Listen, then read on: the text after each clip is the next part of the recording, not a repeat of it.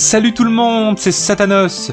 Aujourd'hui on va revenir sur quelques ennemis qui composent le bestiaire du jeu Castlevania Aria of Sorrow et en apprendre plus sur les mythes qui y sont associés.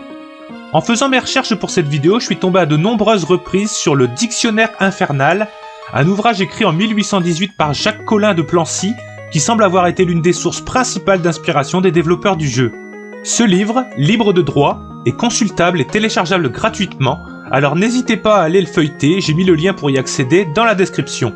Une dernière chose, gardez bien à l'esprit qu'il s'agit de mythes et de légendes, alors n'accordez pas de valeur factuelle à ces informations. C'est parti!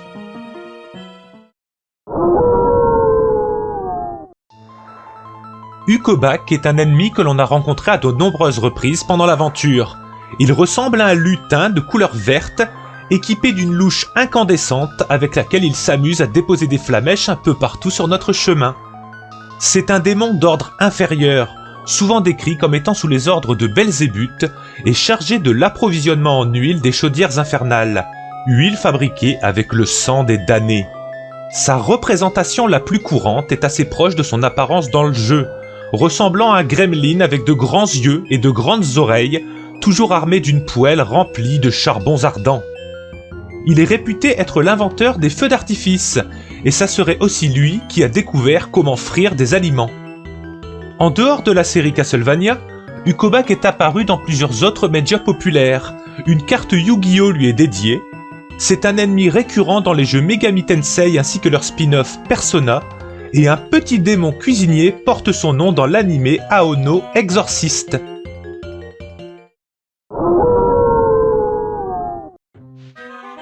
Le Catoblepas est un monstre assez massif, sur lequel on pouvait grimper pour accéder à des plateformes plus en hauteur. Assez similaire à un buffle musculeux, il fallait éviter de rester en face de sa tête, car son souffle avait le pouvoir de nous transformer en pierre. Décrite pour la première fois pendant l'Antiquité par Pline l'Ancien, cette créature issue de la cryptozoologie aurait la particularité de tuer n'importe qui aurait le malheur de croiser son regard. Mais, fort heureusement, sa tête lui étant trop lourde à porter, ses yeux pointeraient en permanence vers le sol. Si son apparence n'est pas encore clairement définie à l'époque, on le situe en Éthiopie, près des sources du Nil. C'est un siècle plus tard que le Romain Claude Élien le définit comme un herbivore de la taille d'un taureau, et dont le souffle a le pouvoir de pétrifier tout être vivant, car l'animal se nourrit exclusivement de plantes vénéneuses. Comme son prédécesseur, il a eu le droit à sa propre carte dans le jeu Yu-Gi-Oh! Mais il a aussi l'honneur de faire partie du bestiaire du fameux jeu de rôle Donjons et Dragons, et ce, depuis sa création en 1977. Quelques mots sur son cousin, le Gorgon, lui aussi présent dans le jeu. On trouve son origine dans un ouvrage écrit en 1607 par Edward Topsell. C'est lui aussi un bovidé, doté d'un souffle mortel et qui serait présent en Libye. On peut en croiser dans Heroes of Might and Magic 3.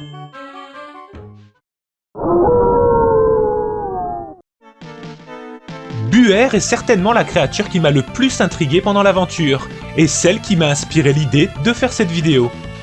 Il s'agit d'une sorte de roue que l'on rencontrait souvent dans des escaliers et avec une tête de lion en son centre. Il s'agit ici d'un démon majeur, appelé le Grand Président de l'Enfer. Il a 50 légions de démons sous son commandement. Il a la forme d'une tête de lion entourée de 5 pattes de chèvre et il avance en roulant, exactement comme dans le jeu. Réputé très savant, on dit qu'il enseigne la philosophie, la logique, et qu'il peut rendre la santé aux malades grâce à des herbes médicinales. Il apparaît dans pas mal de jeux Castlevania, ainsi que dans la série animée Netflix. Encore une fois, une carte Yu-Gi-Oh! Lui est dédiée, et il est un adversaire récurrent des jeux Megami Tensei. On a rencontré un autre ennemi appelé Bael, qui lui ressemble énormément. Il est lui aussi inspiré d'un démon majeur, c'est même carrément le premier roi des enfers, et il commande 66 légions de démons. À la voix rauque et disposant de 3 têtes, celle d'un chat, celle d'un crapaud et celle d'un homme, il se déplace sur des pattes d'araignée. Excellent combattant, il apporte la ruse et même l'invisibilité à ceux qui l'invoquent. Il existe en tant que boss dans Bloodstained Ritual of the Night, qui est un jeu Castlevania officieux.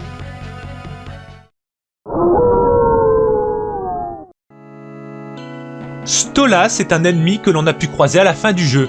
Il ressemble à un gros hibou, Juché sort de très longues pattes et coiffé d'une couronne en or. Il a la particularité de se défendre en invoquant d'autres monstres comme des squelettes pour se battre à sa place. Encore une fois, nous sommes en présence d'une créature directement inspirée d'un démon ancestral du même nom. En effet, Stolas est un grand prince des enfers, général de 26 légions de démons. Comme dans Castlevania, il prend souvent la forme d'un hibou haut perché et portant une couronne, même s'il est quelquefois plutôt qualifié de corbeau. Il dispose toutefois également d'une forme humaine.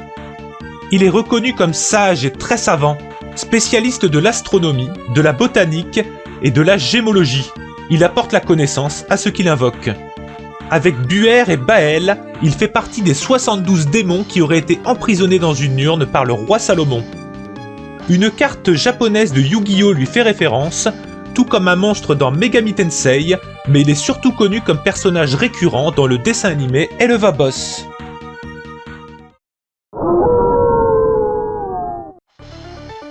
Balor est un des derniers boss que nous avons vaincus pendant l'aventure. C'est un géant qui, après avoir écrasé une immense chauve-souris dans ses mains gigantesques, a essayé de s'en prendre à nous à la force de ses poings, puis grâce à un rayon incendiaire qu'il tirait à travers son seul œil valide.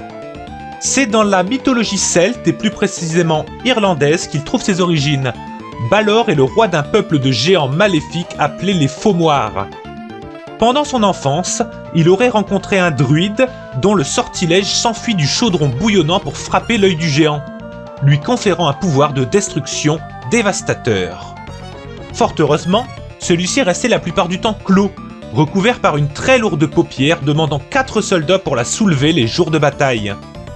Il fut tué par son petit-fils Lug, suite à une ruse de ce dernier qui réussit, d'un coup de fronde, à extraire l'œil du colosse et à le faire tomber dans sa propre armée, causant des dégâts considérables et assurant la victoire de son camp, les Tuatha des Danaan, la fameuse tribu de Dana dont je vais vous reparler la semaine prochaine. Il a inspiré un dieu du même nom dans l'univers de Marvel, un démon dans les jeux Megami Tensei et un catcheur irlandais de la WWE se fait appeler Finn Balor. Il existe également un jeu de stratégie de 1995 centré sur son mythe, appelé Celtic Tales, Balor of the Evil Eye. Cette première vidéo bonus est terminée. Je vous remercie de l'avoir regardée et comme d'habitude, j'espère que vous l'avez appréciée. On se donne rendez-vous la semaine prochaine pour une autre vidéo du même genre qui, cette fois-ci, s'intéressera aux diverses armes légendaires que l'on a pu croiser dans le jeu. Bonne journée, bonne soirée, bonne nuit, et à la semaine prochaine!